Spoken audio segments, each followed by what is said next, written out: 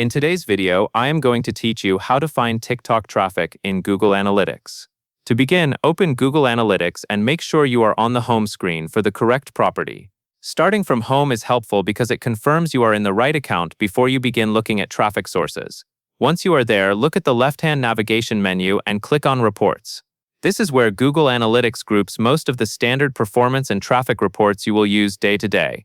Inside Reports, find and click on Acquisition.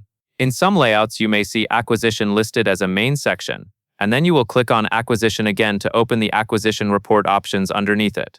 The goal here is to get to the report that breaks down where your sessions are coming from. Next, select Traffic Acquisition. You want the view labeled Traffic Acquisition, Session Primary Channel Group, sometimes shown with a note that it uses the default channel group. This report is useful because it shows how your sessions are categorized into channels like organic search, paid search, referral, and social, based on Google Analytics rules.